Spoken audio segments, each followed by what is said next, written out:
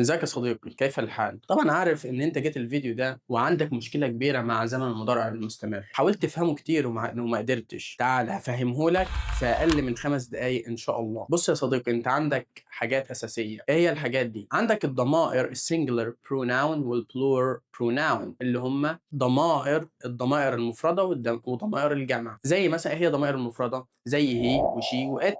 وضمائر الجمع اللي هي we وthey ويو، صح ولا لا؟ وعندك ضمير المتكلم اللي هو I، صح؟ فبنقول مثلا I بتاخد am. I بتاخد ايه؟ خليك فاكر دي. I بتاخد am، يبقى احنا عندنا pronoun واحد باخد am اللي هو ال I، فبنقول I am و singular pronoun بياخدوا is اللي هم قلناهم she والhe والit. يعني ايه she؟ she يعني هي، وهي يعني هو، وit هو او هي لغير العاقل. فاحنا عارفين دلوقتي ان I بتاخد am، والضمائر المفردة بتاخد is، وضمائر الجمع بتاخد are اللي هم we نحن، they هم، ويو يعني انت. طيب ايه هو تكوين زمن المضارع المستمر؟ عشان نفهم التكوين بكل بساطة، هو الضمائر السبجكت اللي هو الفاعل، السبجكت اللي هو البروناون اللي احنا لسه قايلين عليه، زائد الاكسيلري فيرب اللي هو الفعل المساعد. الفعل المساعد إيه هو الفعل المساعد اللي احنا لسه قايلين عليه؟ الام او الاز او الار. الام او الاز او الار. بعد كده بناخد الفيرب ده لازم نحط له حاجه اساسيه.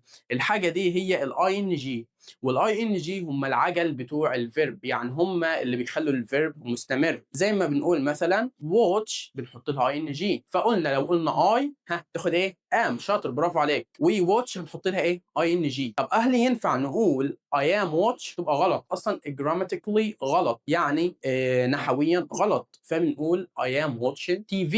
I am watching TV. انا اشاهد التلفاز. انا اشاهد التلفاز. وزمن المضارع المستمر بنستخدمه عشان نتكلم عن حاجه بتحصل في نفس ذات اللحظه. حاجه بتحصل في نفس ذات ايه؟ اللحظه، يعني حاجه بتحصل دلوقتي. يعني ما ينفعش استخدمه عشان نتكلم عن حاجه حصلت امبارح او حاجه هتحصل بكره. هو زمن المضارع المستمر.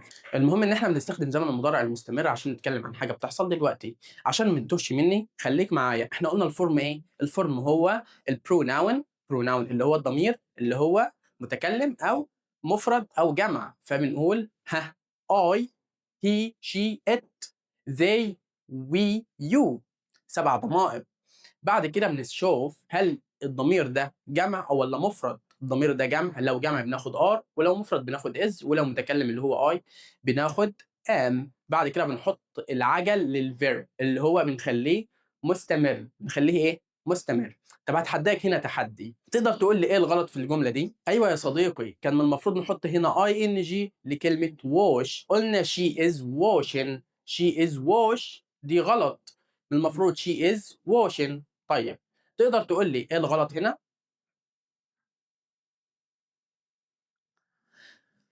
برافو عليك. من المفروض they are playing، مش they is غلط. فاحنا هنا بنقول they are لان هنا they pronoun جمع. فهمت التركايه؟ يعني انت لازم يكون معك auxiliary verb في الجمله. auxiliary verb اللي هو الفعل المساعد اللي هو am و is و are. طيب النهارده اخذنا الاثبات، وان شاء الله في الحلقه الجايه هناخد السؤال وبعده النفي. واراك في الحلقه القادمه يا صديقي. ولو استفدت من الفيديو ما تنساش اللايك والسبسكرايب. اراك لاحقا.